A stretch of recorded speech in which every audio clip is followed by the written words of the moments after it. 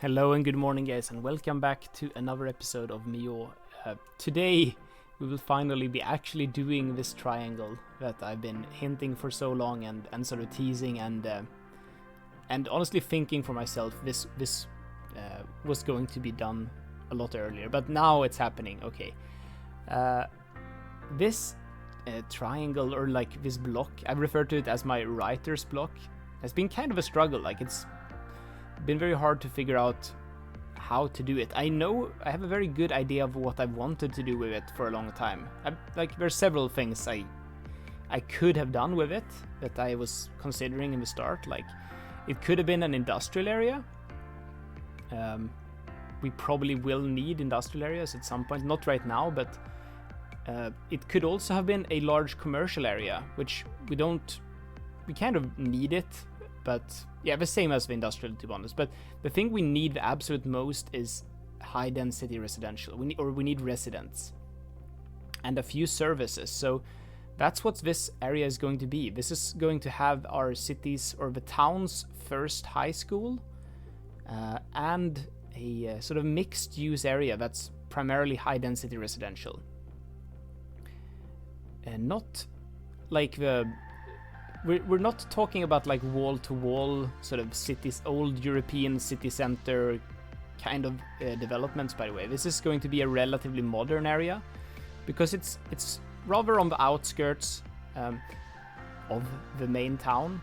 I don't know which era this would have been built in, but it could have been like first developed maybe in the 60s or 50s or 60s and then redeveloped or renovated at some point. But I don't have like an exact, like I know exactly when this was built,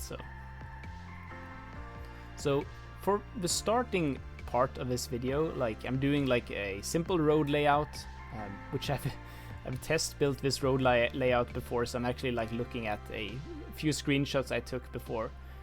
This turned out to be the easiest part of it. It's a little bit tricky because of the terrain. I have to sort of do some compromises here and there, but the terrain difference isn't that bad. It's definitely like achievable.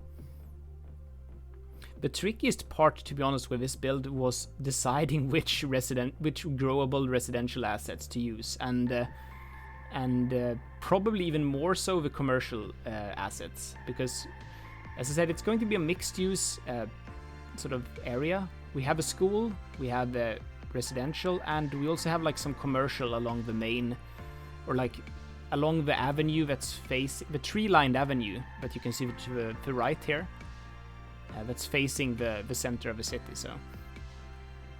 or the town. Anyway, I'm doing the parking lots trick here, which I've showed. I think at first I showed this in the dam video, I want to say, but I've done it a few times. I don't know if I should find another way to do parking lots. It gets a little bit tedious to do this all the time. Not that it takes a lot of time, but it kind of does take some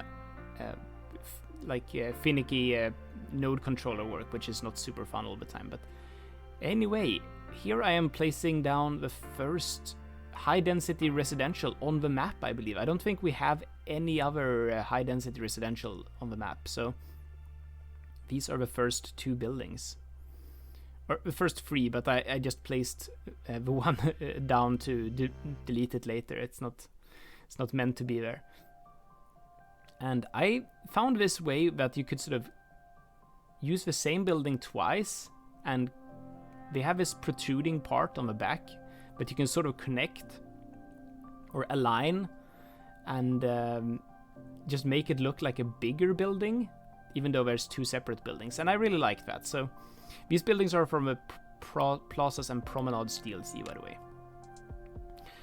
And here I go ahead and play some basketball courts, and here's where I start to change from the plan I had, because the plan didn't really work. The plan had like a few different roads, you could say. So the plan I initially thought of, I actually had a bus road going underneath the main road and the tram. Here, this is that pedestrian path.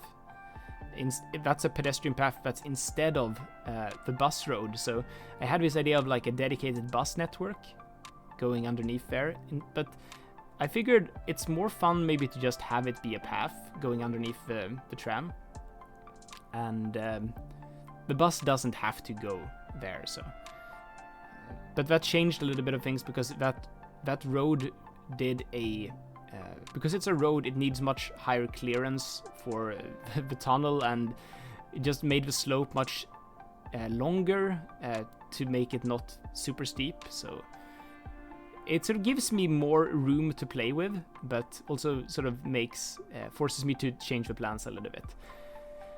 I'll be back to that part in a bit. So here we're connecting up a pedestrian bridge that I had prepared to the sort of higher, the terraced, I guess, the terrace on the other side of the rail line.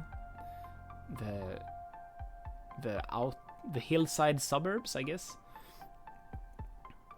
I think this is a very, I don't know if it would be exactly here in real life. The pedestrian bridge is very good because it aligns with the roads on the other side, up on the hill.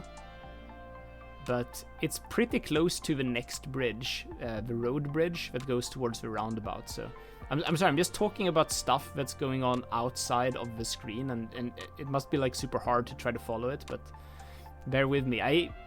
I'm doing this my weird way, and it's like sometimes I just need to talk about stuff that doesn't make any sense for it to make sense for me, if that makes any sense. Anyway, I'm doing another thing I've done a few times, like creating these, I think they're called landings. I've been told they're called landings. I've asked about it before, I think, and you guys have told me it's called landings in the pedestrian path. So that you basically don't have to, I guess, go all the way down in... I think it's a safety feature or like a resting feature, like accessibility feature, like if... just to have that place where you can stop, and I'd imagine it's super useful, for example, if you are in a wheelchair and like you have to stop. I don't think it like, yeah, it just makes sense. You see them in real life. One long continuous slope feels unsafe, like both for wheelchairs and bikes, and I just like adding them. They add a touch of realism. Even though some of these ramps I make are probably too steep to be real life. I don't check the slope on this one, but it's probably like on the edge of how steep they can be for wheelchair accessibility, for example. And yeah, I'm connecting up like a path network up here. This build and the last build really...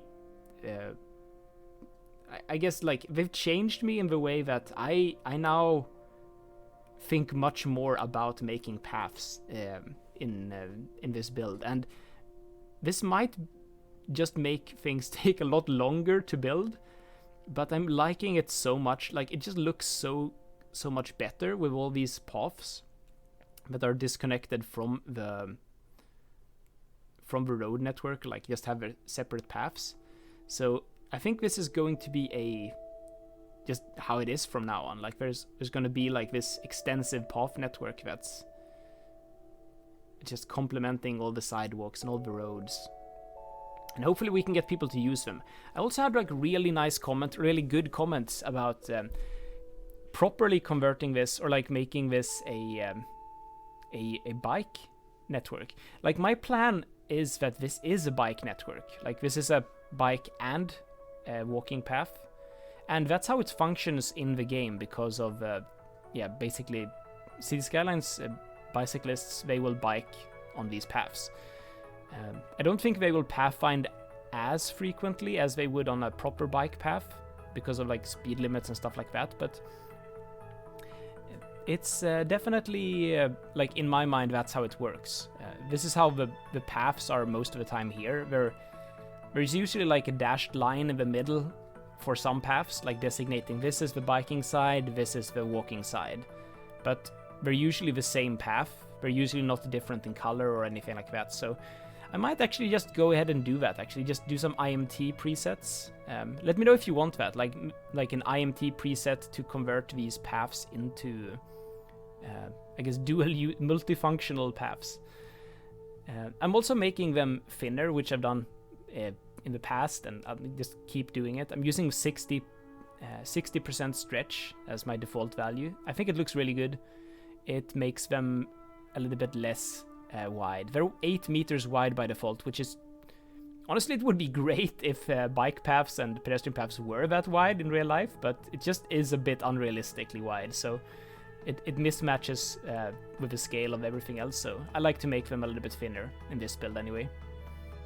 I'm struggling a little bit with node controllers. Sometimes the node type actually changes when you move them around, and that means I have to kind of realign them with move it before being able to reset the node type, which is supposed to be middle for these, for many of these nodes. Node types are like, they're a video in itself, but the middle node type is basically the network continues through the node. There is no node mesh, basically. That's how you could describe it. It's not quite the same as what do you say, nodeless.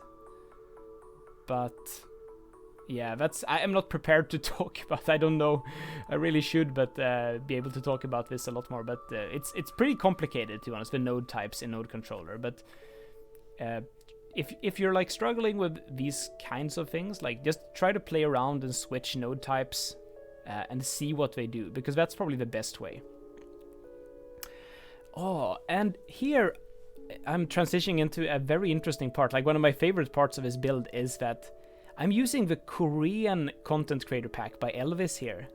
I recently talked to Elvis, and I got inspired during that talk. I got inspired to try using their content creator pack buildings for Mio, and I'm kind of shocked how well they work. They work so good, at least for my ideas of the, I guess, French-ish aesthetic. It's like, they're definitely not just Korean buildings. Like these buildings here, I put them together and make like a row house complex, just turned out so good. And I think one of the buildings, the larger one, it actually says like Ville, like Ville on the side of it, which I'm pretty sure is a French word for city. And it's like, it just felt too good to be true, so I had to use them. And I will be continuing to use them. I have some other projects that I think they could work really, really well for, that I'm super excited about, that are much more complicated projects, but they're sort of unlocked a lot of potential. Like the Korean buildings, the Korean CCP is turning more and more into one of my favorite CCPs, I think, for City Skylines. The heart of Korea, that is, I should say. So thanks a lot, Elvis, for making that and I guess inspiring me to use them as well. If you don't know Elvis, by the way, Elvis is a Korean content creator. Doesn't just do assets. They also do videos. Have a few videos on City Skylines 2, and they also are going to make a skyscraper building that's inspired by the Skyve logo. It's kind of weird. This is our other. We talked about two things during our talk, and it was like the SkyveScraper and these buildings. Yeah, the SkyveScraper topic is actually kind of funny. I should probably talk about that a little bit. Basically, me and TDW started out talking about... It started out as a joke, as a lot of things do, but we started talking about making some kind of Skyve-related asset for City Skylines. And I don't really know how to make assets that good. I've made a few, but they're... like, I really struggle with... It's pretty technical to make assets, and specifically textures for assets. So I'm not really that good at it. TDW is a great modder, but doesn't really do that many assets either. So, but we started out and like made this SketchUp model of a design of a skyscraper we really liked, and I'll try to remember to put up some pictures of it in the video so I can show you. But basically, we showed these pictures to Elvis, who is a very talented asset creator, and they got super excited and wanted to make these. So they will be making this skyscraper asset, and they've said they want to make it for City Skylines 2, and that they're gonna make videos of it as well, like sort of document the process. So I really recommend you to go and follow Elvis's YouTube for that. I'll make sure to put some links for that as well. So anyway, here you can see it says Ville. It's like, it's too good to be true. I can't believe it took me so long to figure out that the Korean content pack is is something I should use for Millau. But I'm using a mix. You can see I'm also using the Green Cities, higher density residential. I'm using more plazas and promenades DLC buildings. Oh my god, the plazas and promenades DLCs. The word is so hard to say. I'm always wanting to say like something else, like pedestrians and paths DLC or something like that. But it's kind of funny. Yeah.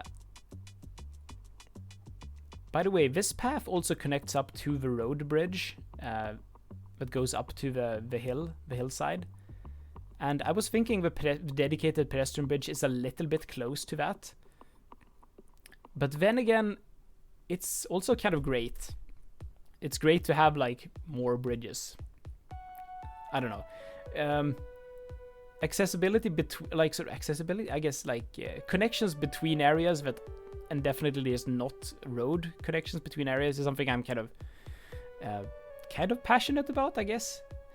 I think everybody really gets annoyed if they have to walk. They can see their destination. I want to go here, but I just have to go around it because there's this massive rail line in between me and my destination. Like, it's one of those things that really bug me in real life when I have to do. So I guess I try to think too much about that in City Skylines, but maybe over connecting some parts when it comes to the pedestrian paths. But I don't know if there is such a thing as over connecting, to be honest. And City Skylines, when we don't really have to worry about real life money and stuff like that, so it kind of just makes sense to make things a little bit better than we would be in real life anyway. So yeah, and here we're connecting up the tram, I guess the tram station. The tram station becomes so much more accessible, I think, by having both a pedestrian underpass and a crosswalk. I don't know if this is going to be a traffic problem down the road. It's not a traffic problem yet, but we only have a pretty small city so far. This is going to be super interesting, by the way. Like, if this city is going to be like, it's because of we're using realistic population. The first time I'm actually using realistic population in very long time. So that's gonna mean like a huge chunk of a city. Like, almost everybody will live in the center parts of it. If we don't figure out a way to like make people use paths and bikes and public transit, that could be like complete traffic apocalypse, I fear. So it's going to be super interesting to see how that works out. So very, very curious. Here I'm starting that commercial sort of street, or like the commercial strip, I don't know, the commercial buildings on the main avenue. And this was one of the trickiest parts of this build, deciding which buildings to use, because I really struggled finding something that would fit in. I don't want to start using the old-timey, like the 1800s and older European buildings, because I think they would mismatch a little bit with how it would look weird if they were just like one or two buildings on this side of the road. I think we're going to start them on the other side of the avenue and the tram line. This is another thing I've actually tested before, and I kind of know that it will look good. And I also tested using assets, but of course I changed my mind and mix it up anyway, because plans are plans only hold up for so long, in my mind anyway. So there's going to be like a lot of me scrolling through the assets, and eventually I give up and cut it out. But like I show a little bit of it. I really want to find a good mix of different assets. So I'm like using some buildings from the King Leno content creator pack here, the shopping centers, which I haven't used a lot. I'm using some from the pedestrian, oh my god, not again, Plazas and Promenades DLC. And also I end up using some vanilla, just vanilla buildings as well. So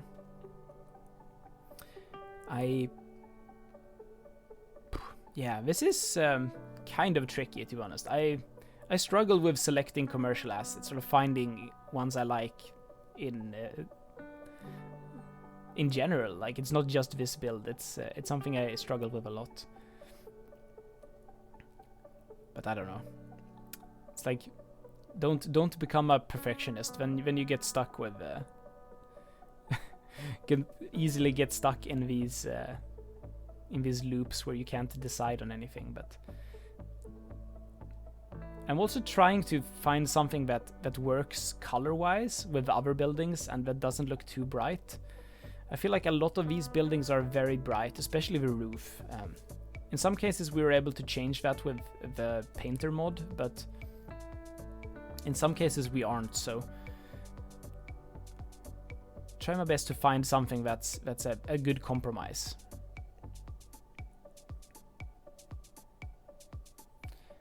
I also knew that I wanted this area to be some kind of an open area in the middle of the block, I guess. And I've had thoughts about making it a plaza. I switch that idea out and we replace it with a parking lot. So there's going to be a parking lot here instead, and a path that also connects between the avenue and the back street, I guess, or the alley, maybe you would call it. Or maybe it is an alley. Maybe we've created an alley, but I'm also starting to experiment with the idea of maybe not all parking lots have to have asphalt underneath them. What happens if I remove the asphalt from some of them and just keep the parking lot? Like, it creates a bit of variation. And I don't know. Just a thought I had about creating the most kind of variation with the assets we have. Oh yeah, I don't do it here though. I think I do it in some other place. Here's going to get a proper node controller parking lot. These assets, by the way, I should say, are from the train station's content creator pack by Bad Peanut. They are part of the train station's pack. They're only placeable if you're using Find It. They're not like included as a road, but they are a road. But they are a road that's built into some of the buildings. So if you have that pack, you'll find them in your own game as well. Just a side note on that.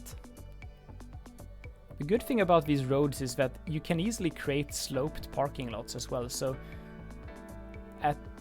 I don't dare to say if it's going to work perfectly or not, but with how the cars park, but it definitely like sort of adjusts the markings and everything like that. So it looks pretty good. It's pretty flexible actually. And here I'm creating an IMT crosswalk because I remembered that this gravel road that I'm using doesn't have a crosswalk modeled in. So I'm trying to copy and just use the IMT for it. And there's actually a way to make it look better, and that I mean like have it follow the curbs. So I'm struggling a little bit with that. I'm creating like these lines, and then you can have a left border and right border of a crosswalk. But you need to create the crosswalk between the same sort of lines for it to work. So there you can see. And then because the path just overlaps it, people will cross at the crosswalk, even if they're not actually using it. Technically, maybe. Could have changed that also, to be honest. And now we're back to the commercial street, but I'm starting to realize maybe it should be more of a mix. Also that, like adding some residential buildings here and there is probably going to be a good idea. So I'm using a few more of plazas and promenades buildings, a few more of the Korean assets to make it look really nice. I'm also offsetting the buildings a bit further from the main avenue, which is something I'm starting to think more about as well. Like a shop can be pretty close to the main road, like noise pollution wise and stuff like that. Noise pollution, of course, is something you have to worry about in game, but also something that's very much real in real life. And I'd say it's much worse. You get more extreme noise pollution, and trying to account for that in the game usually means planting trees, I guess, and just thinking a lot where you're doing your specific types of zoning. But in real life, that would be like just offsetting buildings from roads, creating sound barriers like fences, using vegetation and like mounds of dirt and stuff like that.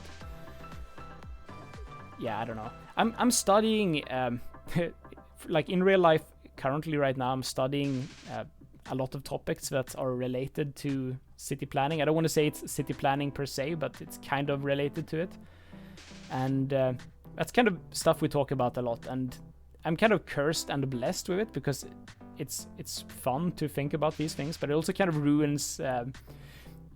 I kind of have to make my cities better in City Skylines now because of all these all these topics I've been learning and studying, and that especially goes for roads, but also for stuff like sound pollution and how to prevent it. And here you can see probably some of the first tree placing. Going through and like placing a few trees to see how it works out. Trees are of course magic. They fix all the problems, not just the sound pollution problem, but they also make everything just look better. So it's always at that point a build starts to look like it's finished when you start getting into placing of trees. So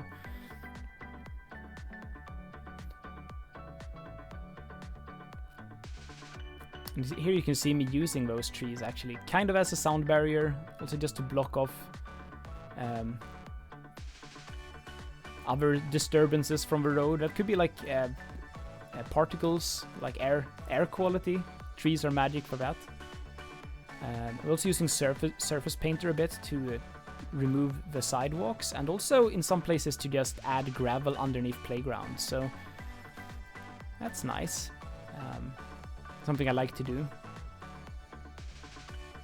And here I am kind of desperately trying to use the forest brush, but without any sort of collision, so all the trees end up everywhere. But I don't know, sometimes you can use that as a first step and then just do the move it, like just go in and remove all the trees you don't want and move them around a little bit.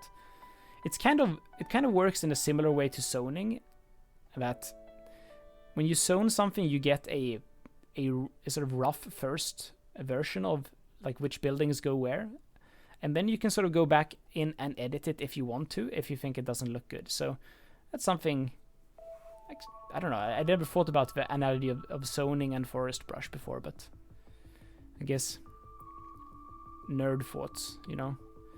And here I'm trying to create I don't know what it is. I'm trying to create like a small pavement piece so that you could drive into the parking lot for this laundromat, but I realize it's a little bit silly, so I end up actually connecting it from the road behind it instead. Also another one of those City Skylines realism curses. You have a parking lot, but how do people access it? Do they have to drive over the grass? That doesn't make any sense. So I end up actually connecting it from the backside and removing that trash can that's in the way. It's not. This is very much not a functional connection, by the way, but it kind of makes it at least look like it makes it. It just looks like it makes sense a little bit. So.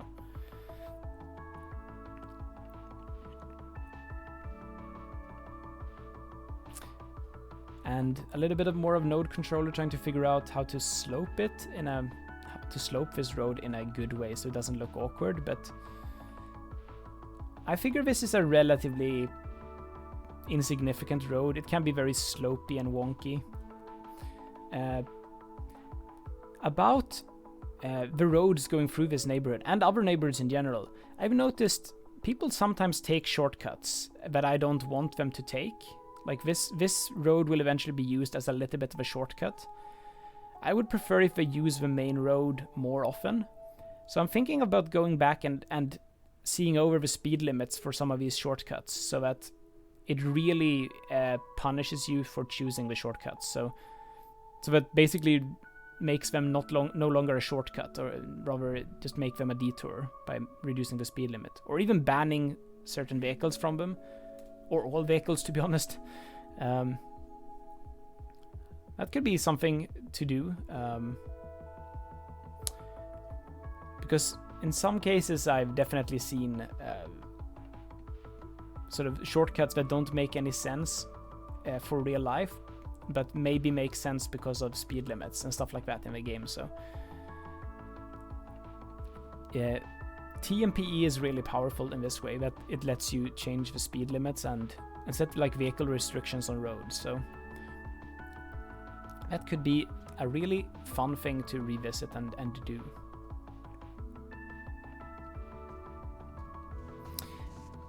About these trees, I kind of overdo it a little bit on the first run. I go back and delete quite a few trees and make them a bit more purposefully, like maybe a bit more thought out, if that makes any sense, or thought through. So don't worry too much if you're seeing too many trees now. It's going to look a little bit better in the end. It's always easier to just place too much of anything and then go back and delete a little bit, rather than getting it just right on the first try. At least that's how I feel. So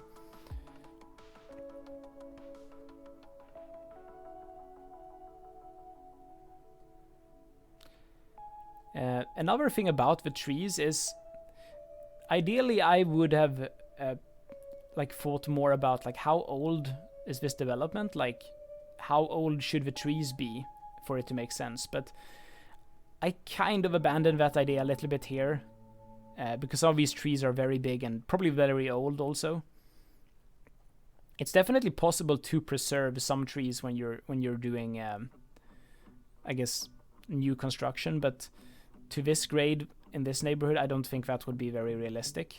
But sometimes you just need the trees for it to look good. So that was the compromise this time.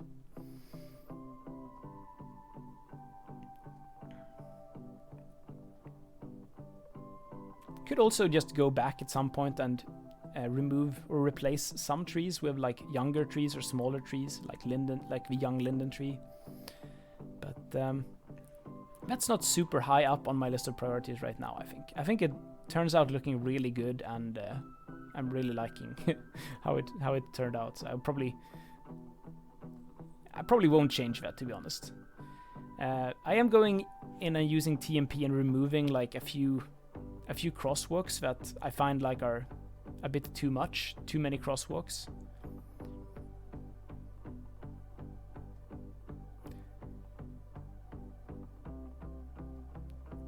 Oh, excuse me. This is in the recording. I actually spilled my coffee and I had to leave. That's actually kind of funny. I'll cut that out. Yeah, just removing some extra crosswalks that aren't really needed or that don't make a lot of sense. Adding some extra paths where I think paths would be needed or would be good, where people would walk anyway, like the desire path concept. The desire path concept is that paths aren't built by some kind of plan. They're always, or ideally they should be built at least by people just choosing where they want to walk, where they want to go between one location and another. So that's something I think about a lot, probably too much, and here is one of them. Of course, this is not a proper desire path because it's squiggles. A desire path is almost always very straight between point A and point B.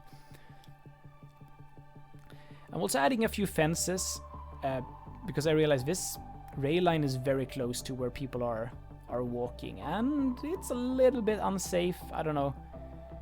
It just feels a little bit unsafe to have like children potentially like just wandering off the path and getting so close to the rail line.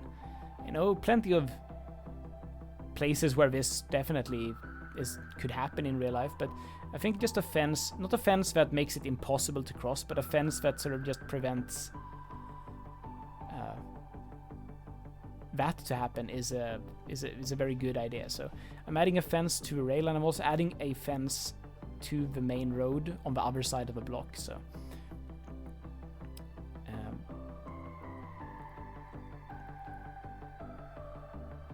you can kind of see how I go a little bit overboard on the trees, I think. Some of these areas I go back and delete a few of the trees and just create open areas instead, like just open lawns. So let me know, guys, would you want to live in an area like this? Have I created something that's nice and sort of livable, do you think? Or is there something you would change to make it better? I do have a plan to make it a little bit more connected with public transit and probably add a bus line at some point. We don't have any buses so far in Millau, but I think that could be a nice addition.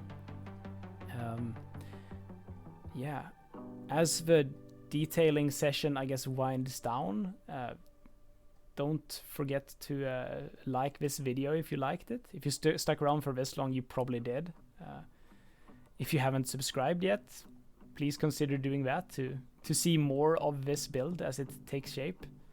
Kind of excited. I've ramped up the production of Millau a little bit, even though I don't really think I have the time for it right now. I'm super busy with other things, but this is like kind of my happy place. I'm just so happy to be back and building this thing and sharing it with you guys. So I guess that has some value in itself. So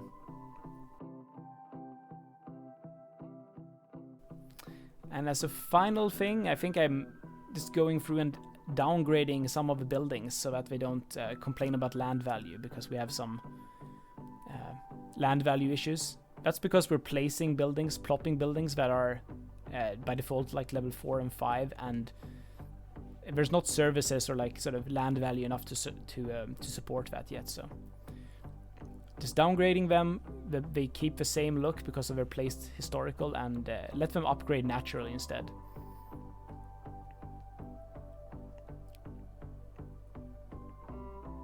You can see the rush of people moving in. It's kind of a rush, the moving in rush. It's kind of satisfying, actually. I like it. Yeah, this is the final frame, or the final camera angle, I suppose. I will see you guys next time. Enjoy the cinematics. Bye.